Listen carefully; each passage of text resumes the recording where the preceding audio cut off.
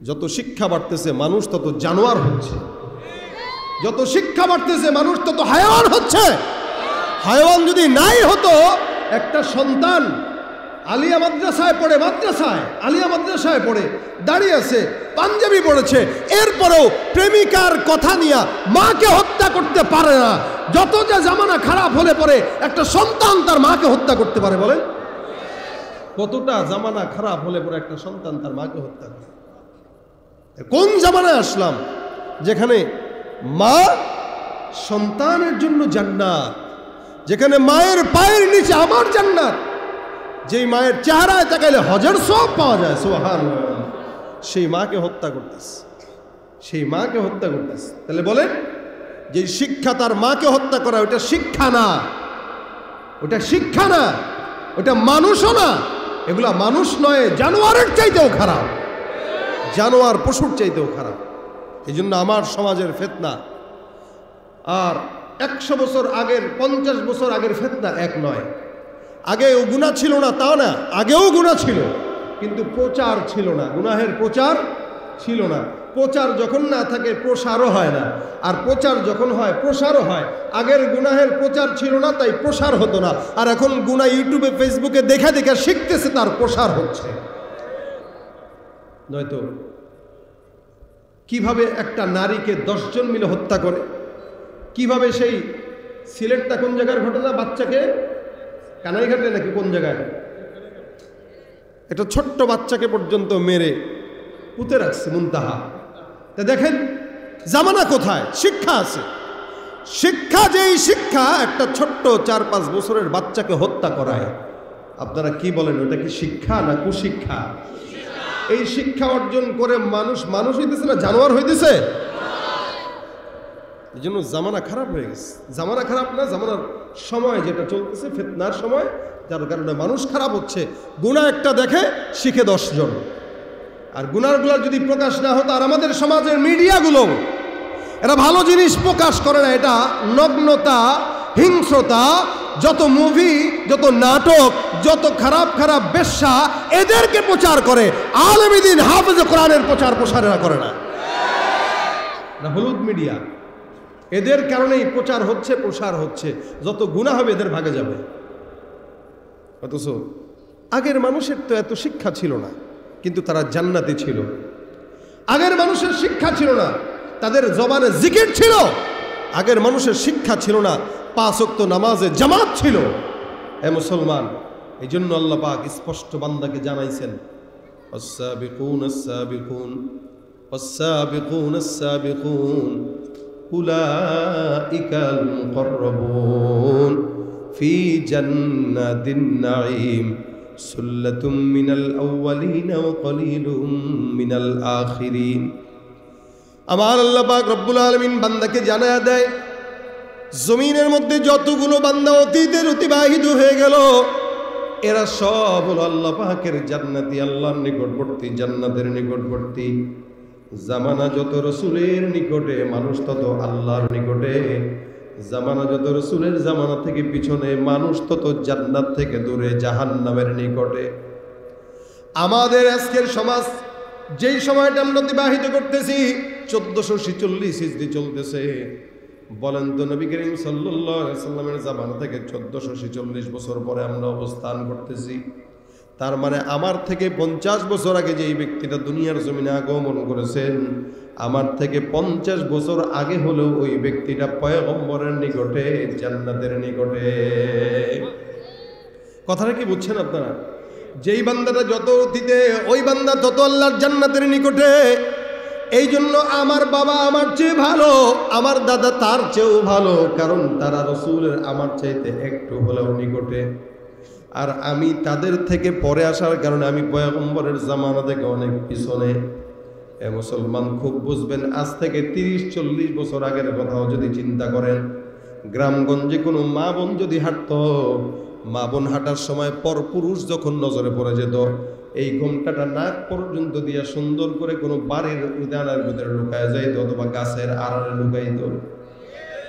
রাস্তা দিয়ে হেঁটে যায়, সামনে কোনো পুরুষ যদি পড়তো, পুরুষ মানুষকে দেখলেই সাথে সাথে ঘোমটা দেয়, যদিও বয়স হয় 60 বছর, যদিও বয়স হয় 70 বছর। এই 60 বছরের মুরব্বীটাও পর্যন্ত ওড়না টেনে দিয়ে গাছের আড়ালে লুকায় যাইত। যখন গোসল করত, গোসল করার পরে কাপড়টা কোনোদিন মানুষের সামনে নাড়ত না, এই কাপড়টাও আড়ালে নাড়ত যেন কোনো পরপুরুষ তার কাপড় না দেখতে পারে। আর বর্তমান জামানার মা বোনেরা কোনো পুরুষকে দেখলে পলাবে তো দূরের কথা, বুকে ওড়না থাকলে সেটাকেও সরায় দেয়। এ মুসলমান ভাইরা আমার, যার কারণে জামানার হালও তেমন। আবার চায় স্বাধীনতা। ইসলাম কি নারীদেরকে স্বাধীনতা বেশি দিছে না কম দিছে? আল্লাহ ইসলাম নারীদেরকে স্বাধীনতা দিছে বেশি, আর এরা কয় সমান অধিকার চায়। কত বড় বেআকল হলে ইসলাম তোর বেশি দিলেও তুই এটার কমায়া স্বাধীনতা চাস। আর বাংলাদেশে যারাই নারীদের স্বাধীনতার স্লোগান দেয় এরা সব হলো লুচ্চা বদমাশের দল। মনে রাখবেন, শিয়াল যেভাবে মুরগির স্বাধীনতা চায়, বাংলাদেশের নারীবাদী পুরুষগুলোও ওই শিয়ালের মতো চায় যে এই নারী জাত যদি প্রকাশ্যে খোলামেলা চলে, এদেরকে হেনস্থা করতে সহজ, এদেরকে ভোগ করতেও সহজ। ঠিক শিয়ালের মতো এই সমস্ত লুচ্চা বদমাশগুলো নারীদের স্বাধীনতা চায়।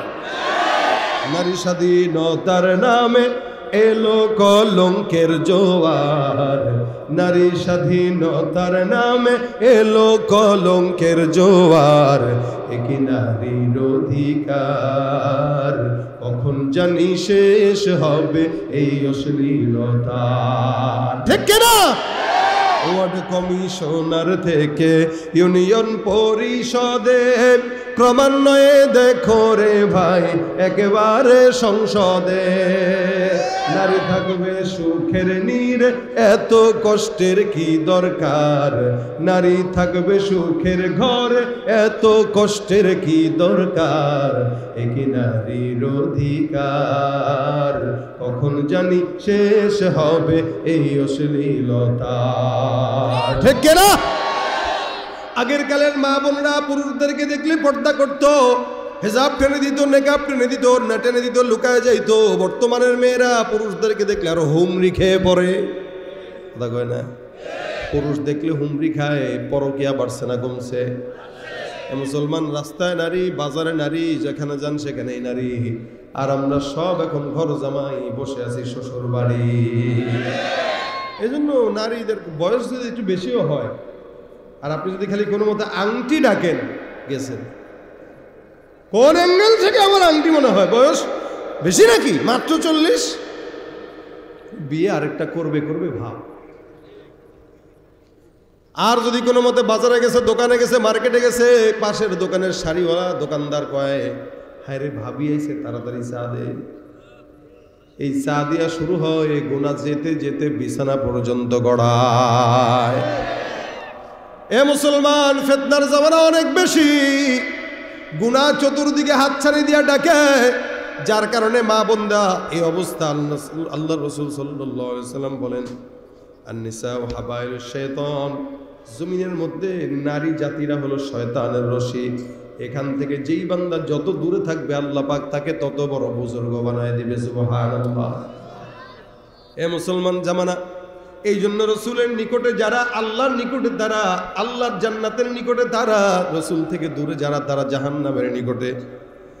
আমাদের 20 বছর আগের কথাও যদি আপনাদেরকে বলি, আপনারা মিলায় দেখেন তো, আপনার দাদা, আপনার বাবা প্রতিদিন সকালবেলা তেলাওয়াত না করে কোনোদিন কাজের মধ্যে হাত দিত না। সকালে ফজরের নামাজের পরে সূরা ইয়াসিনের তিলাওয়াত, আবার মাগরিবের নামাজের পরে ওয়াকিয়ার তিলাওয়াত, আবার এশার নামাজের পরে সূরা মুলকের তিলাওয়াত। প্রতিদিন তেলাওয়াত করে 3 বেলা 4 বেলা করে আমাদের মা বাবারা কোরআন তেলাওয়াত করত। আমরা কয় বেলা করি? কথা কয় না? আমাদের অবস্থা এমন, ঘরের মধ্যে টিভি আছে, টিভিটা ঢাকাও আছে, কিন্তু কোরআন যেটা আছে, কোরআন ঢাকার মতো কাপড়ও নাই, যার কারণে ধুলাবালিতে মলিন হয়ে যায়। এ মুসলমান নবীর উম্মত, আমি আমার নিজের বাবার চিন্তা করি। বাবার কথা যদি বলি, ছোটবেলা থেকে যখন থেকে বুঝ আসছে, আমি দেখতাম কোনো টিভির আওয়াজে নয়, রেডিওর আওয়াজে নয়, গানের আওয়াজে নয়, ঘুম যখন ভাঙতো আমার বাবার কোরআন তেলাওয়াতের সুমধুর ধ্বনিতে আমাদের ঘুম ভাঙতো। অথবা সকালবেলা ঘুম ভাঙতো মায়ের জিকিরের শব্দে। যখন ঘুম থেকে জাগতাম দেখতাম মা তসবিটা হাতের মধ্যে জিকির করে, সুবহানাল্লাহ, আলহামদুলিল্লাহ, লা ইলাহা ইল্লাল্লাহ। মায়ের কাছে যে সুন্দর করে মায়ের কোলের মধ্যে মাথা দিয়ে রাখতাম, মাথার মধ্যে হাতটা বুলাই দিয়া বলতো, আল্লাহ তুমি ছেলেটারে আলেম বানাও, ছেলেটারে আল্লাহওয়ালা বানাও, ছেলেটারে বিপদ থেকে হেফাজত করো। আবার জিকির করতো, দোয়া দুরুদ করে মাথার মধ্যে ফু দিয়া দিত। আমরা আমাদের বাচ্চাকালের ছোটবেলায় আমাদের ঘুম ভাঙতো মা বাবার কোরআন তেলাওয়াতের আওয়াজে, আর বর্তমান সময়ের বাচ্চাদের ঘুম ভাঙে মা বাবার মোবাইল আর ফেসবুক আর ইউটিউবের আওয়াজে। এই বাচ্চারা কি শিখবে, কেমনে মানুষ হবে? এক মুসলমান নবীর উম্মত, এই কারণে আল্লাহ বলেন আস-সাবিকুন উলাইকাল মুকাররাবুন ফি জান্নাতিন নাঈম সুল্লাতুম মিনাল আউওয়ালিনা ওয়া কলিলুম মিনাল আখিরিন। আমার আল্লাহ পাক রব্বুল আলামিন জানায় দেয়, হে বান্দা, জামানা যত পিছনে মানুষ তত আল্লাহর জান্নাতের নিকটে। আর আমাদের লোকেরা 2024 সালে হজের বিরোধিতা করে, আকাম কোকাম করে, দুর্নীতি করে, চুরি করেও বলে আমি কোনোদিন গুনাহ করি নাই। আমি বলবো শয়তানও তাকে দেখলে লজ্জা পায়, ঠিক কিনা? এ ভাইরা আমার, অথচ আমিরুল মুমিনিন হযরত ওমর রাদিয়াল্লাহু তাআলা আনহুর মতো একজন সাহাবী, যার বেলায় রাসূল সাল্লাল্লাহু আলাইহি ওয়াসাল্লাম বলেছেন যে আমার পরে যদি কোনো নবী আল্লাহ পাঠাইতেন তো হইতো ওমর। সুবহানাল্লাহ, জোরে কন্যা সুবহানাল্লাহ। বললেন যে লস হইল না লাভ হইল? কি লাভ হইল? একটা জান্নাতে গাছ লেগে গেল। এখনো বলে না? এখন যারা বলছেন আরেকটা জান্নাতে গাছ লেগে গেছে। সুতরাং যতক্ষণ থাকবেন সুবহানাল্লাহ বলবেন তো ইনশাআল্লাহ, আওয়াজ দিবেন তো ইনশাআল্লাহ। আমিরুল মুমিনিনের ব্যাপারে আল্লাহর নবী বলেন, লাউ কানা বাদি নবী, এরে আমার পরে কেউ যদি নবী আসতো, কাদিয়ানি নবী হইতো। কথা বোঝে না? কাদিয়ানি হইতো। কাদিয়ানি নবী না ভণ্ড? ভণ্ড না কাফের? নবী না কাফের? তারা যারা মানবে তারাও কাফের, তারা যারা সাপোর্ট করবে তারাও কাফের। কথা কয় না? কি হবে শেষ নবীজির উম্মত বলে দাবি করে, যদি ওই নবীর চেয়ার কাদিয়ানিরা দখল করে? কি হবে শেষ নবীজির উম্মত বলে দাবি করে, যদি ওই নবীর চেয়ার কাদিয়ানিরা দখল করে? নবীজির জন্য যদি রক্তের বহে নদী, নবীজির জন্য যদি রক্তের বহে নদী, তবুও হটবো না এই দাবি থেকে। কি হবে বেঁচে থেকে অযথা বিদ্যা শিখে, যদি না গড়তে পারি শোষণবিহীন সমাজটাকে? ঠিক কিনা? এই বক্স বানাও। আল্লাহ পাক রব্বুল আলামিনের হাবিব বলেন, লাউ কানা বাদি নবী, আমার পরে কোন নবী যদি আল্লাহ পাক রব্বুল আলামিন পাঠাইতেন, আমার পরের নবীটাই হইতো আমার সাহাবী ওমর। এত দাম, এত দাম, এত দাম। ওমর রাদিয়াল্লাহু তাআলা আনহু দেখেন, যেখানে ওই লতিফ কাজ্জাবি এই লোকটা যখন বলে আমার কোনো গুনাহ নাই, সেখানে চিন্তা করে দেখেন ওমর ডাক দিয়া বলতেছেন, ওমর রাদিয়াল্লাহু তাআলা আনহু জামানা একজন সাহাবী ছিলেন, নাম ছিল হুযায়ফা ইবনুল ইয়ামান রাদিয়াল্লাহু তাআলা। হযরত হুযায়ফার কাছে পয়গম্বর মুনাফিকের লিস্ট দিয়ে রাখছিলেন। মদিনার কোন কোন মুনাফিক কেউ না জানলেও জানতো কে বলে হুযায়ফা। আমিরুল মুমিনিন একদিন তার কাছে যায়, যে ডাক দেয়া বলে, হুযায়ফা আমাকে একটু বলো, আমি ওমরের নামটা কি মুমিনের খাতায় নাকি মুনাফিকের খাতায় আছে? ওমর রাদিয়াল্লাহু তাআলা আনহুর মতো একজন অর্ধজাহানের খলিফা, উনি বলতেছেন আমার নামটা কি ইমানদারের খাতায় নাকি মুনাফিকের খাতায়, একটু বলো। হুযায়ফা ডাক দেয়া বলতেছে, হে আমিরুল মুমিনিন, আপনি আমাকে জিজ্ঞাসা করছেন, বলাটা আমার জন্য উচিত ছিল, কিন্তু আল্লাহ রাসূল সাল্লাল্লাহু আলাইহি ওয়াসাল্লামের নিষেধ আছে, কার নাম মুনাফিকের খাতায় তার নাম ঈমানদারের খাতায় এটা বলা যাবে না। মুমিনিন পেরেশানিতে পড়ে গেলেন, আরে আমার নামটা যদি মুনাফিকের খাতায় থাকে জাহান্নাম, আর আমার নামটা যদি ঈমানদারের খাতায় থাকে তাহলে তো আলহামদুলিল্লাহ। আমিরুল মুমিনিন টেনশন করতেছে, কি করবে কি করবে, বারবার পেরেশানি, বারবার টেনশনের মধ্যে আমিরুল মুমিনিন 3 দিন রাত অতিবাহিত করলেন। 3 দিন গেল, 3 রাত গেল, ঘুম আসে না, চোখের মধ্যে কোনো ঘুম নাই। আমিরুল মুমিনিন টেনশন করে, আহারে আমার নামটা কি যেই না জানি মুনাফিকের লিস্টির মধ্যে ঢুকে গেছে। ওমরের মতো একজন সাহাবী অর্ধ জাহান চালাইলো, সেই সাহাবী যদি চিন্তা করে আমাদের চিন্তা লাগবে কি লাগবে না? বেশি না কম? এ মুসলমান নবীর উম্মত, 3 দিন পরে একদিন রাত্রিবেলা গভীর রাত, সাহাবী হুযায়ফার দরজার মধ্যে যে ওমর বলে, হুযায়ফা দরজাটা খুলো। হুযায়ফা ডাক দিয়া বলে, আমি কে? বলে, আমি আমিরুল মুমিনিন ওমর।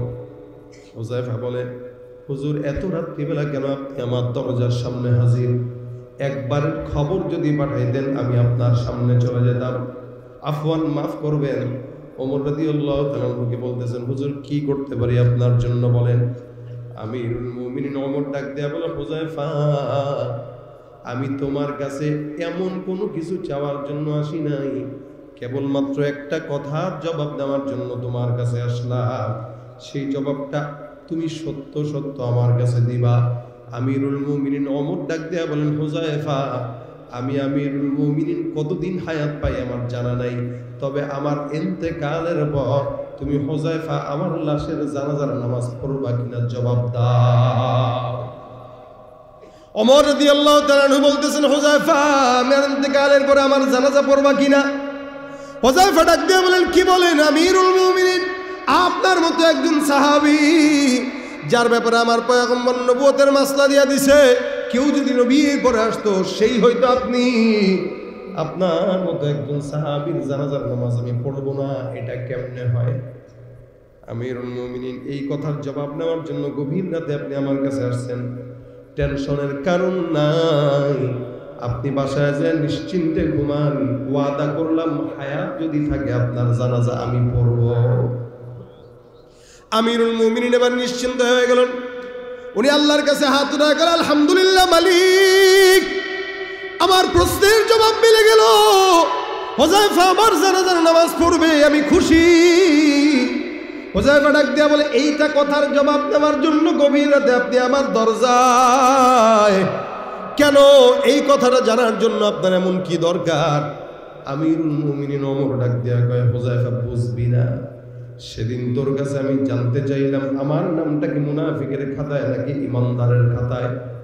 সেদিন তুমি আমাকে জবাব দাও নাই, আমি পেরেশান, না জানি আমার নামটা মুনাফিকের খাতায় আছে। আমি টেনশন করতেছি কবরে যাওয়ার পরে জান্নাত পাবো নাকি জাহান্নাম পাবো। আমি জানি মদিনার সব মুনাফিকের লাশের জানাজা অন্য কেউ পড়লেও তুমি হুযায়ফা পড়ো না, কারণ তুমি জানো কে মুনাফিক কে ইমানদার। এই জন্য আমি তোমার কাছে প্রশ্ন করতে আসলাম, আমার লাশের জানাজাটা তুমি পড়বা কিনা? তুমি যেহেতু পড়বা, তার মানে আমার বোঝা হয়ে গেল আমি ওমরের নামটা মুনাফিকের খাতায় নাই, ইমানদারের খাতায়। বন্দেগানে খাসে আল্লামুল গুয়ুব দরজা জানে জাওয়াসিসুল কুলুব জেমি সরশবো এ পিরাহন শনিদি চেরাদর চাহে কে নাআনশ নদীদি। এ ভাইরা আমার, গুনাহ তো সবারই হয়, সবারই তো টেনশন থাকা দরকার। শুধুমাত্র এরকম নয় হুজুররা গুনাহ করে না আপনারা করেন, আবার এরকমও না আপনারা করেন হুজুররা করে না। প্রত্যেকটা মানুষ গুনাহ করে, হুজুর বলেন আলেম বলেন, যার ভিতরে যত ঈমান তার পিছনে তত শয়তান। মনে রাখবেন, যেই ঘরের মধ্যে টাকা বেশি চোর সেই ঘরে যায়, যেই ঘরে স্বর্ণ আছে চোর সেই ঘরে যায়। মনে রাখবেন, যেই লোকের দিলের মধ্যে ঈমানের নূর আছে শয়তান সেই লোকের কাছেই যায়। এরা ধোঁকা দেওয়ার জন্য শয়তান পাগল হয়। এই জন্য আমার আল্লাহ পাক রব্বুল আলামিন বলে, বান্দা টেনশন কারণ নাই, গুনাহ যতই হয়ে যাক না কেন মুমিন পেরেশানি নাই, টেনশন নাই, দুশ্চিন্তা নাই। আমি আল্লাহ পাক রব্বুল আলামিন বললাম, কুল ইয়া ইবাদিয়াল্লাযীনা আসরাফু আলা আনফুসিহিম লা তাকনাতু মির রাহমাতিল্লাহ ইন্নাল্লাহা ইয়াগফিরুয যুনুবা জামিআ ইন্নাহু হুয়াল গফুরুর রহিম। আয়াতটা দিয়েছেন কে? নাজিল করেছেন কে? আল্লাহর কথা সত্য না মিথ্যা? আমার আল্লাহ ডাক দিয়া বলে, সারা দুনিয়ার বান্দা গুনাহগার। বান্দা যদি গুনাহ না করতো অন্য কোনো জাতিকে আমি আল্লাহ বানাইতাম, ওরা গুনাহ করতো আবার আমি আল্লাহর দরবারে তওবা করতো। এ মুসলমান, এখানে আমরা যতগুলা বান্দা আছি প্রত্যেকটা বান্দা গুনাহগার। তবে আমার আল্লাহ বলেন টেনশনের কারণ নাই, আমি আল্লাহ এমন দয়াময় আল্লাহ, এমন দয়ার আল্লাহ, বান্দা তোমার গুনাহ যেখানে শেষ আমি মাওলার রহমত সেখানে শুরু। এই জন্য আমার আল্লাহ পাক বান্দাকে দুইটা আমল শিখাই দিয়েছেন। কয়টা? কথা কয় না? দুইটা। এক নম্বর ওয়া আনিস্তাগফিরু রাব্বাকুম সুম্মা তুবু ইলাইহি, এক নম্বর হলো ইস্তেগফার করো। দুই নম্বর বান্দা তওবা করো। ইস্তেগফার মানে আল্লাহর দরবারে গুনাহ থেকে মাফ চাওয়া, আর তওবা মানে সামনে কোনোদিন গুনাহ করব না এটার ব্যাপারে ওয়াদাবদ্ধ হওয়া। আমার আল্লাহ বলেন কেউ যদি ইস্তেগফার আর তওবা করে আমি আল্লাহ বান্দার দুনিয়ার জিন্দেগিতে সমস্ত যত নিয়ামত দরকার সব নিয়ামত দিয়া ভরপুর করে দিব।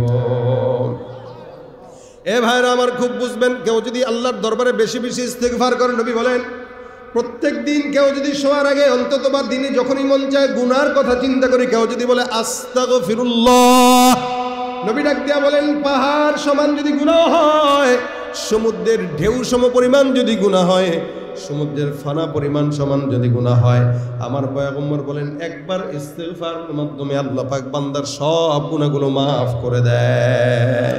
তুমি পারো করতে মোচন অভাব দুঃখী লোকের, তুমি পরম মুক্তি দাতা মালিকে জগতের, তোমার কাছে চাই যে পানা, তোমার কাছে চাই যে পানা, আমরা প্রতিদিন তোমার দয়ায় পূর্ণ আমার সারা নিশিদিন। কার দয়া? ভাইরা আমার, কেউ যদি ইস্তেগফার পড়ে আমার আল্লাহ পাক রব্বুল আলামিন তাকে কতটুকু বানান, কতটুকু দেন, কতটুকু নিয়ামত দেন। কেউ যদি ইস্তেগফার বেশি বেশি করে আল্লাহ পাক তাকে মুস্তাজাবুদ দাওয়া বানায় দেয়। সুবহানাল্লাহ। মুস্তাজাবুদ দাওয়া মানে বুঝেন তো, যেই ব্যক্তিটা যখন যেই দোয়াই করে আল্লাহ পাক সেটাই কবুল করে নেয়, এটাকে বলা হয় মুস্তাজাবুদ দাওয়া। কথা কি বুঝতেছেন তো ইনশাআল্লাহ? কেউ যদি বেশি বেশি ইস্তেগফার করে আল্লাহ পাক তাকে মুস্তাজাবুদ দাওয়া বানায় দেয়। ইমাম আহমদ ইবনে হাম্বল রাহমাতুল্লাহ আলাইহি নাম শুনছেন নি? 4 ইমামের একজন ইমাম, সারা বিশ্বের মধ্যে তার অসংখ্য অনুসারী আছে। ইমাম আহমদ ইবনে হাম্বল কোনো একটা জায়গায় এলাকায় গেলেন সফরে, এশার নামাজের পর মসজিদে ঘুমানোর জন্য প্রস্তুত নিলেন, থাকার জন্য প্রস্তুত নিলেন। মসজিদের খাদেম অথবা মসজিদের কমিটির সভাপতিরা, মসজিদের লোকেরা তাকে বলল না, আমাদের মসজিদে ঘুমানোর অনুমতি নেই। আল্লাহর বান্দা মসজিদ থেকে বের হয়ে হাঁটা দিল, শীতের রাত, কোথায় যাবে? যাওয়ার জায়গা নাই, শীতের মধ্যে কাঁপতে কাঁপতে হাঁটতেছে। হঠাৎ করে একটা জায়গায় তাকায় দেখে একটা দোকান, রুটির দোকান। যেমন আমাদের এই এলাকার মধ্যে যখন আপনারা হাঁটবেন বাস স্ট্যান্ডগুলোতে চায়ের দোকান আছে না নাই? শীতের ভিতরে সব দোকান বন্ধ থাকলে চায়ের দোকান খোলা, ড্রাইভাররা চা খাওয়া লাগে, যাত্রীরা চা খাওয়া লাগে। এরকম একটা রুটির দোকান খোলা, রুটি বানাইতেছে, আগুন উঠতেছে চুলায়। ইমাম আহমদ ইবনে হাম্বল রাহমাতুল্লাহ আলাইহি ওই যুবকটার কাছে যায়, বলে যুবক, আমি একজন মুসাফির পথিক, রাত্রি বেশি হয়ে গেল, শীত লাগতেছে, তোমার এখানে আগুন পোহানোর মতো আমাকে সুযোগ দেওয়া যায় কিনা? যুবক ডাক দেয়া বলে, আপনি যেই হন না কেন, আপনি আমার মেহমান, এখানে বসেন, যা মন চায় করেন, যতক্ষণ মন চায় থাকেন। ইমাম আহমদ ইবনে হাম্বল রাহমাতুল্লাহ এখানে বসলেন, যুবকের ওই চুলার আগুনের মধ্যে বসে বসে সুন্দর করে কিতাব মোতালা করে। চুলার আগুন দিয়া রোদ পোহায়, গরম লাগায়, শরীরের মধ্যে শীতের মধ্যে আগুন লাগায় গরম লাগাইতেছে, আবার কিতাব মোতালা করতেছে। উনি কিতাব মোতালা করতেছেন, এমন সময় একটা জিনিস ফলো করলেন। ইমাম আহমদ ইবনে হাম্বল বলেন, আমি তাকায় দেখলাম যুবকটা বারবার রুটি বানাইতেছে আর সুন্দর করে পড়তেছে আস্তাগফিরুল্লাহ। রুটি বেলতেছে আর পড়তেছে আস্তাগফিরুল্লাহ। রুটি চুলার থেকে উঠাইতেছে আর পড়তেছে আস্তাগফিরুল্লাহ। কারো থেকে রুটি দেওয়ার সময় বলতেছে আস্তাগফিরুল্লাহ, কারো থেকে টাকা নিয়ে পকেটে রাখার সময় বলতেছে আস্তাগফিরুল্লাহ।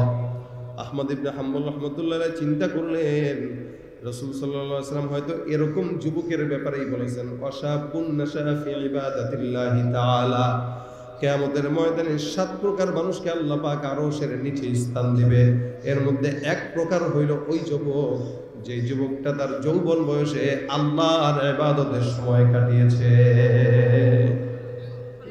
ইমাম আহমদ ইবনে হাম্বল রাহমাতুল্লাহ আলাইহি, আমি তাকায় দেখলাম বারবার যুবকটা বলে ইস্তিগফার।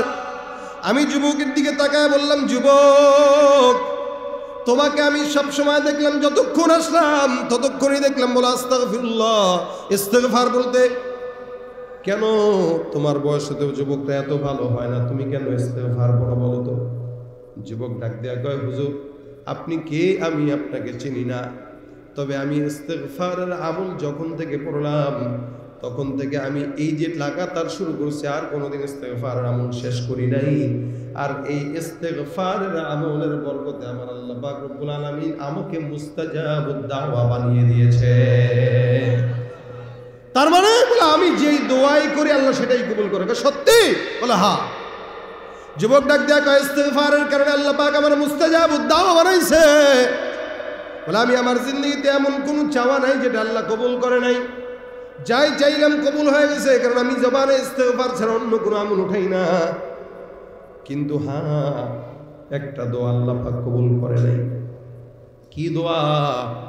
যুবক ডাক দেয়া বল, হুজুর এই আমাদের অঞ্চলের মধ্যে, আমাদের এই দেশের মধ্যে এমন একজন আল্লাহওয়ালা আছে যার নাম ইমাম আহমদ। আমি আল্লাহর কাছে দোয়া করছিলাম, মালিক ইমাম আহমদ ইবনে হাম্বলকে জীবনে একবার হলেও তুমি দেখা দিও।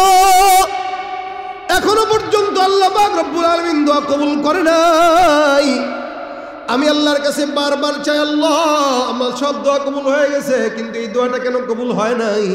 তার মানে মনে হয় আমার ইস্তিগফার আমল আল্লাহ পাক কবুল করে না। ইমাম আহমদ ইবনে হাম্বল কয় কিরে, যার কারণে ইমাম আহমদ ইবনে হাম্বল রাহমাতুল্লাহ চোখ দিয়া পানি ছাড়ে। আর যুবকরা কয়, যুবক আয় বুকে আয়, তোর কপালের মধ্যে একটা চুমা খাই। এই যুবক তুই চিনলি না, জানলি না তুই যে কত বড় বুজুর্গ আল্লাহওয়ালা। ইস্তিগফারের আমল সব দোয়া আল্লাহ পাক রব্বুল আলামিন কবুল করছে।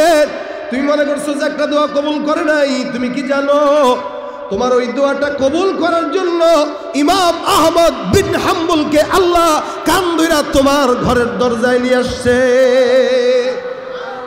তুমি কত বড় মুস্তাজাবুদ দাওয়া, যার কারণে আল্লাহ পাক তোমাকে তার ঘরে নেয় নেই, তাকে তোমার ঘরে নিয়ে আসছে। যুবক আমি তো ইমাম আহমদ ইবনে হাম্বল।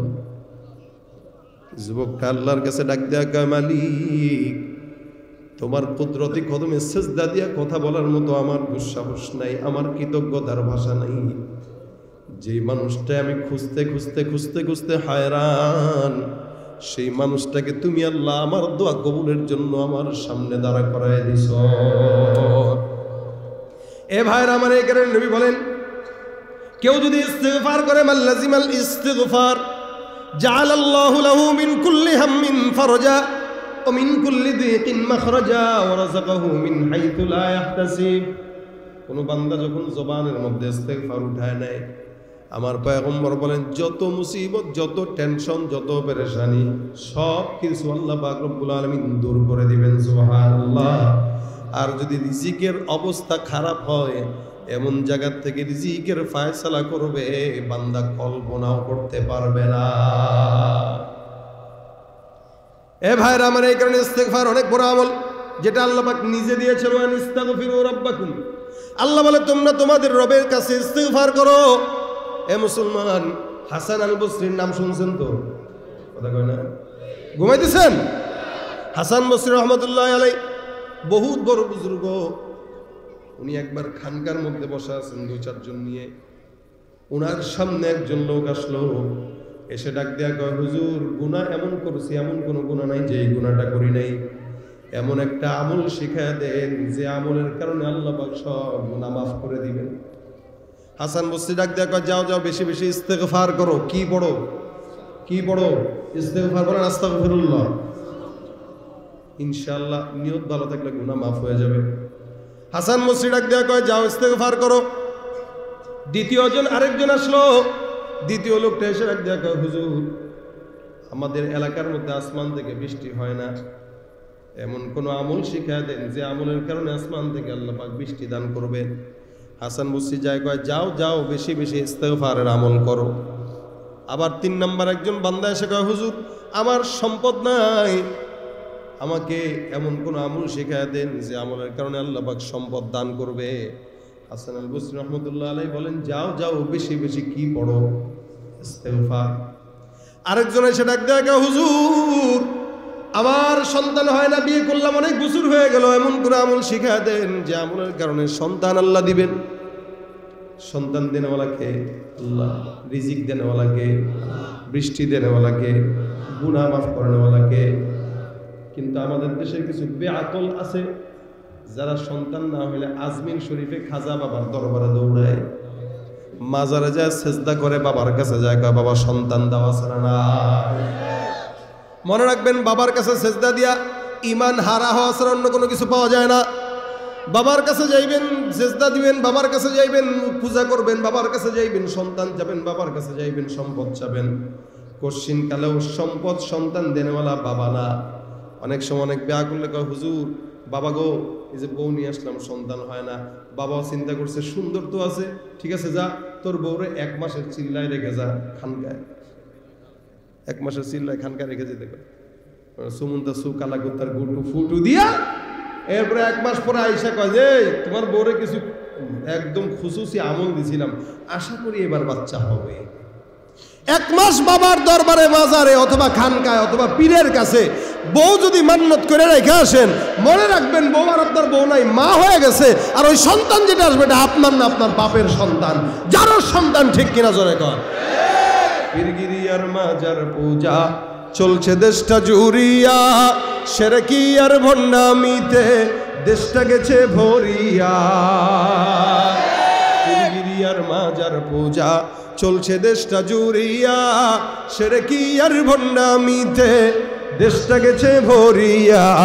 গাজার কলকিটান মারিয়া, গাজার কলকিটান মারিয়া দেখায় খাজার শান। ওরা শিক্ষিত শয়তান, ওরা ওরা শিক্ষিত শয়তান, ওরা শিক্ষিত শয়তান। ওরা করতেছে, হ্যাঁ কথা কি সত্য না মিথ্যা? যেখানে যাই ভেজালেতে ভরে গেছে দেশটায়, ব্যবসায়ীরাও রাতারাতি কালো টাকায় হাত রাঙায়। ভেজাল থেকে বাঁচতে হলে খোলা রাখো কান। ওরা শিক্ষিত শয়তান, ওরা শিক্ষিত শয়তান, ওরা শিক্ষিত শয়তান, ওরা শিক্ষিত শয়তান। শিক্ষাঙ্গনের দিকে ভাইরে দেখো না চোখ মেলিয়া, ছাত্ররা সব বই ছাড়িয়া থাকে শুধু প্রেম লইয়া। অস্ত্র সে তো সঙ্গের সাথী, অস্ত্র সে তো সঙ্গের সাথী হইতে মাস্তান। ওরা শিক্ষিত শয়তান, ওরা শিক্ষিত শয়তান, ওরা শিক্ষিত শয়তান, ওরা শিক্ষিত শয়তান। ঠিক না ভাইরা? আমার জন্য সন্তান চাবো কার কাছে? সম্পদ চাবো কার কাছে? হাসান বসরি ডাক দেয়া কয়, সন্তান হয় না, যাও বেশি বেশি ইস্তেগফার করো। বান্দা চলে গেল, আরেকজন বান্দা আসলো, হুজুর বিপদে পড়ছি, স্বৈরাচারীরা মামলা দিছিল, এখনো টেনশনে আছি, এমন কোন আমল শিখায় দেন যে আমলের কারণে আল্লাহ পাক ওই সমস্ত মামলা মুকদ্দমা থেকে হেফাজত করবে। হাসান বসরি কয়, যাও যাও বেশি বেশি ইস্তেগফার করো। আরেকজন বান্দা এসে কয়, হুজুর ক্ষেতের মধ্যে ফসল হয় না, এমন কোন আমল শিখায় দেন যে আমলের কারণে আল্লাহ ফসলে বরকত দিবে। হাসান বসরি কয়, যাও যাও বেশি বেশি কি পড়ো। এই যে 5-7 জন 8 জন যা আসলো, আমল কয়টা? পাশের লোকগুলা কয়, হুজুর আমল কি জীবনে একটাই শিখছেন? এতগুলা মানুষ আসলে দেখবেন গ্রামের কিছু ডাক্তার আছে, যেই রোগ নিয়ে যাবেন কেমন না পায় এক্সট্রা খা। কি খাইবো? পেট ব্যথা হইলো না পায় এক্সট্রা, জ্বর হইলো না পায় এক্সট্রা, মাথা ব্যথা হইলো না পায় এক্সট্রা, চোখে ব্যথা হইলো না পায় এক্সট্রা। ওর পুঁজি ওইটাই। কিন্তু হাসান বসরির পুঁজি তো আর এইটা না, বহুত পুঁজি আছে। কিন্তু এই পুঁজিটা দিছে কেন? এই পুঁজিটা স্বয়ং আল্লাহ আমাদের পকেটে দিয়ে দিয়েছেন। সুবহানাল্লাহ। হাসান বসরি ডাক দেয়া কয়, আমার আল্লাহ পাক রব্বুল আলামিন কোরআনের মধ্যে ডাক দেয়া বলেন, ফাকুল তুস্তাগফিরু রাব্বাকুম ইন্নাহু কানা গফফারা। কোন ইমানদার বান্দা, আমি আল্লাহ বললাম যদি কেউ ইস্তেগফার করো, আমি আল্লাহ পাক ইস্তেগফার করনেওয়ালা বান্দার সব গুনাহগুলো মাফ করে দিব। সুবহানাল্লাহ। 2 নম্বরে আল্লাহ বলেন, ইউরসিলিস সামা আলাইকুম মিদরারা। কোন ইমানদার বান্দা যদি ইস্তেগফার করে, তার এলাকায় যদি বৃষ্টি না হয়, আমি আল্লাহ পাক ইস্তেগফারের মাধ্যমে বান্দার এলাকায় বৃষ্টির নিয়ামত দান করব।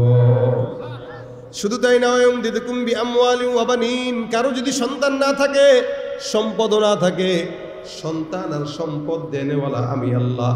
বান্দা তুমি ইস্তেগফার বেশি বেশি করবা, আমি আল্লাহ সন্তানও দান করব, সম্পদেও বরকত দিয়ে দিব। সুবহানাল্লাহ। তার মানে বোঝা গেল, কোন বান্দার যত প্রকার বিপদ আসুক না কেন, প্রত্যেকটা বিপদে, প্রত্যেকটা ঝামেলায় বান্দা যদি জবান দিয়া ইস্তেগফার উঠাইতে পারে, বরকত দিবেন কে? জোরে বলেন তো। এই জন্য ভাইরা আমার, আমাদের সময়ের অবস্থা তো এরকম, দোকানে বসলে, কোনো জায়গায় বসলে খালি গিবত আর গিবত, ঠিক কিনা? বিশেষ করে চায়ের দোকানগুলো, এলাকার ছোট্ট সংসদ এক একটা চায়ের দোকান। এই চায়ের দোকানের স্পিকার, মাননীয় স্পিকার হচ্ছে চাওয়ালা। সমাধান উনি দেয়। এবার বসে পাশ থেকে অমুকে এই করছে, মাদ্রাসার মধ্যে এই করছে, ওই হুজুরে এই বলে গেছে। সারা দুনিয়ার মানুষের তলা খোসানির অভ্যাস। নিজের তলায় যে কত ময়লা, ওইটা দেখার টেনশন তার নাই। আরেকজনের ময়লা খোঁচায়, আরেকজনের গুনাহ নাড়াচাড়া করে। আর বর্তমান সোশ্যাল মিডিয়ার জামানা, কারো গুনাহ যদি খালি প্রকাশ পায়, ভাই লিঙ্ক দে কমেন্টে। কি বলেন? কি আপনার আরেকজনের গুনাহ দেখতে মন চায়? কিয়ামতে যখন আল্লাহ পাক আপনার গুনাহটা হাজার লক্ষ কোটি মানুষের সামনে প্রকাশ করবে, কেমন লাগবে এটা চিন্তা করেন। এই জন্য আপনার সামনে কোনো বন্ধু গুনাহ করছে, আপনি জানেন, গোপন রাখেন, চেপে দেন। আল্লাহ আপনার গুনাহ কিয়ামতে চেপে দেবে ইনশাআল্লাহ। রাসূল বলেছেন, মান সাতারা মুসলিমান সাতারাহুল্লাহু ইয়াউমাল কিয়ামা। কেউ যদি দুনিয়াতে কোনো ভাইয়ের দোষ গোপন রাখে, তো কিয়ামতে আল্লাহ তার দোষ গোপন রাখবে। দুনিয়াতে আপনি সোশ্যাল মিডিয়া বলেন, যা কিছু বলেন, কয়জনের গুনাহ আর কতজনের সামনে বা নিতে পারবেন? বাংলা ভাষা মানুষ যারা, এদের কাছেই তো প্রচার করতে পারবেন, এর বাইরে তো পারবেন না। ইংরেজি বলারা তো পারবে না, উর্দু যারা বলে এরা তো আর দেখবে না। কিন্তু কিয়ামতে তো সবার ভাষা থাকবে আরবি। সেদিন যদি আল্লাহ আপনার আমার গুনাহ প্রকাশ করে, তাহলে সবাই তো দেখবে, লজ্জা রাখবেন কোথায়? সেই ফিকির কইরা পরে গীবত শেখায় দেবে। আর যদি সেই ফিকির থাকে, তাহলে আল্লাহর ওয়াস্তে অন্যের গুনাহ না খোঁচায়া তওবা ইস্তেগফার করেন, কাজে দিবে। এই জন্য বান্দার হাতের কাজ আছে, পায়ের কাজ আছে, জবানের কোনো কাজ নাই। জবানের একটাই মাত্র কাজ, উঠে রাখবো যখন সময় হয়। যখন সময় হয় তখনই আস্তাগফিরুল্লাহ, আস্তাগফিরুল্লাহ, আস্তাগফিরুল্লাহ। আমার নবী বলেন, কোন ইমানদার বান্দা যখন ইস্তেগফার করবে সকাল দুপুর, আমার আল্লাহ পাক ওই বান্দাকে ঈমান দান করে দিবেন। সুবহানাল্লাহ। নবী করিম সাল্লাল্লাহু আলাইহি ওয়াসাল্লাম বলেন, আমি রাসূল নিজে প্রতিদিন 100 বার ইস্তেগফার করি। রাসূল সুপারিশকারী, জান্নাতের শাফায়াতকারী, জান্নাতের সরদার। এরপরেও পয়গম্বর যদি 100 বার পড়ে, আপনার আমার তো 1 কোটি বার পড়ার দরকার, ঠিক কিনা? কিন্তু আমরা পড়ি কয়বার? একবারও না। গুনাহ হয়, গুনাহের বোঝা বাড়ে, কিন্তু গুনাহের বোঝা কমাইতে পারি না। আমরা বাড়াইতে পারি, প্যাঁচ লাগাইতে পারি, ছুটাইতে পারি না। প্যাঁচ লাগাইতে পারি, ছুটাইতে পারি না। আমরা গুনাহ করতে পারি, মাফ চাইতে পারি না। এই কারণে একদিকে গুনাহ হবে, আরেকদিকে ইস্তেগফার করবেন। মনে করেন প্রতিদিন একটা কাজ করতে পারেন, লিস্টই করেন যে আজকে কয়টা গুনাহ হয়েছে, যেটা আপনার কাছে গুনাহ মনে হয়েছে, এরকম কয়টা গুনাহ করছেন একটু হিসাব রাখেন। পরের দিন চিন্তা করবেন যে আমি আজকের এতগুলা গুনাহ বাদ দিব, এই গুনাহগুলা বাদ দিব, এই গুনাহগুলা বাদ দিব। এভাবে যদি কোনোদিন কোনো হিসাব করেন, তো ইনশাল্লাহ একদিন গুনাহমুক্ত হায়াত হয়ে যাবে। আর প্রত্যেক দিন শোয়ার আগে কমাস কম প্রত্যেক দিন দিনের বেলা 100 বার অন্তত, রাসূল সাল্লাল্লাহু আলাইহি ওয়াসাল্লাম যেহেতু 100 বার করছে, আপনিও 100 বার পড়ার চেষ্টা করেন। সকাল ফজর নামাজ থেকে এশার নামাজ পর্যন্ত 5 ওয়াক্ত নামাজে কেউ যদি 20 বার করেও পড়ে, 100 বার এমনিই হয়ে যায়। কি কষ্ট হবে খুব? 20 বার পড়তে 20 সেকেন্ডই লাগবে, কিন্তু আপনার যে গুনাহ মাফ হয়ে গেল। আপনি জানেন, আপনার গুনাহ মাফ না হইলেও আপনি যে নিয়ত করে ইস্তেগফার করছেন, আল্লাহ পাক নিয়তের বরকতে মাফ করে দেবেন। কারণ ইমানদার নিয়ত করলেও সওয়াব লেখা হয়। এই জন্য প্রত্যেক দিন ফজরের পরে 20 বার, জোহরের পরে 20 বার, আসরের পরে, মাগরিবের পরে, এশার পরে 20 বার 20 বার করে 100 বার করে যদি পড়তে পারি, ইনশাআল্লাহ আল্লাহ পাক তওবার মওত দিবেন আমাদেরকে ইনশাআল্লাহ। তাহলে হাতের কাজ আছে, পায়ের কাজ আছে, জবানের কাজ নেই। ভাই বড় লোক যদি হইতে চান, তাও ইস্তেগফার করেন। গুনাহ মাফ করাইতে চান, ইস্তেগফার করেন। বিপদে পড়ছেন, ইস্তেগফার করেন। ক্ষেতের মধ্যে বরকত নাই, ইস্তেগফার করেন। বাজারের দোকানে বেচা কিনা নাই, ইস্তেগফার করেন। আরেক দল দেখবেন আপনার দিকে তাকায় তাকায় কবে, কি রে আমরা এত টাকার মাল উঠায়ও দেয়, দোকানে বেচা কিনা নাই, আর এই লোকের দোকানে কিচ্ছু নাই, এরপরে মানুষের ভিড়। আপনি বলবেন এখানে আমার পুঁজিটাই হলো ইস্তেগফার। কি বলেন, ঠিক না? পুঁজি যখন ইস্তেগফার হয়, লাভটা তখন অনেক বেশি হয়ে যায়। এই কারণে আজকে থেকে নিয়ত করি, আমি সহ কারা কারা ইস্তেগফার করবো, হাতটা উঠায় দেন। আল্লাহ তুমি কবুল করো, জোরে বলেন আমিন। আল্লাহ আমাদের জন্য সহজ করো, বলেন আমিন। 10 জন হোক, নিয়ত তো সবাই করছেন আলহামদুলিল্লাহ, সবাইকে তৌফিক দেখ। তবে 10 জনও যদি অন্তত পড়েন, আজকের মাহফিলে যারা যুক্ত আছে প্রত্যেকে এটার সওয়াব কিছু না কিছু পাবে, আমিও পাবো ইনশাআল্লাহ। এজন্য ঘরের বিবিদেরকেও বলবেন, তোমরা রান্না করতেছো ইস্তেগফার পড়ো, ডাউল রাঁধতেছো ইস্তেগফার পড়ো, তরকারি করতেছো ইস্তেগফার পড়ো, জামা ধুইতেছো ইস্তেগফার পড়ো, চা বানাইতেছো তো ইস্তেগফার পড়ো, ঘর ঝাড়ু দিতেছো ইস্তেগফার পড়ো, উঠতে বসতে শুইতে যখন মনে হয় আস্তাগফিরুল্লাহ একবার বলেন না, সমস্যা কি? আস্তাগফিরুল্লাহ। আপনার পাশে দেখবেন কিছু কিছু বন্ধু থাকবে, এরা আপনাকে খোঁচা দিয়ে বলবে, বুজুর্গ ইস্তেগফার পড়ে, আমার সামনে গতকাল এই গুনাহ করছে আর আজকে ইস্তেগফার পড়ে। আরে ভাই, গুনাহ করছি বলেই তো ইস্তেগফার করি। কি বলেন? যার গুনাহ নাই সে, যে ওই শয়তানটার গুনাহ নাই বলে না সে ইস্তেগফার করবে না, কিন্তু আমাদের তো গুনাহ আছে। তো যার গুনাহ আছে সে তো ইস্তেগফার পড়বেই। এখন আপনার পাশে যদি কেউ বলে ইস্তেগফার করতেছে, আপনি ধরে নেবেন এটাই শয়তানের খালাতো ভাই। ও চায় না যে আপনি মাফ পান, ও চায় না আপনি আল্লাহর কাছে ক্ষমা চান। ও যদি চাইতো এটা বলতে পারতো না, ও বরং নিজে আরো পড়তো যে আমিও পড়ি, কিন্তু সে নিজেও পড়ে না, আপনি পড়লেও সে সহ্য করতে পারে না। এ কারণে যুবকরা এখানে অনেক আছে হুন্ডা চালায়, এই এই এই এই করে করে চলে। যে গাড়ি চালাই তো আমরা রোডে ঘাটে, ভুস করে আইসা সামনে আইসা দুইটা পাছা লড়াই দিয়ে আবার যায় না, এ মনে করছে মরবে না।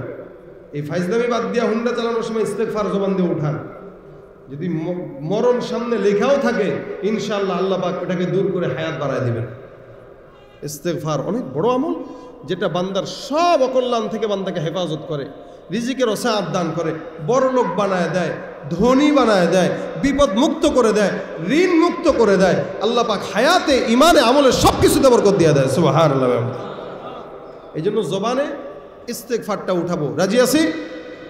আল্লাহ পাক তৌফিক দান করুন। এটা হলো সব শেষের কথা। সব কিছু ভুলে গেলেও বাসা পর্যন্ত যদি এটা নিতে পারেন, আজকে থেকেই শুরু করবো। এখন মানে কালকে থেকে নয়, যে কোনো ভালো কাজ এখন থেকে বাসায় যাবেন, শোয়ার আগে 100 বার করে আজকে সারাদিনের কাজ আদায় করেন। কালকের থেকে শুরু হবে 5 ওয়াক্ত নামাজের পর 20 বার করে ইস্তেগফার। দেখবেন আপনার হায়াতে কিভাবে বরকত আসে কল্পনা করতে পারবেন না। এই জন্য যুবক, বৃদ্ধ, পোলাপান, ছাত্র, মা বোনদের আওয়াজ যাদের কানে যাচ্ছে, আল্লাহ সবাইকে ইস্তেগফার জমানে উঠার তৌফিক দান করুন। সকলে বলেন আমিন।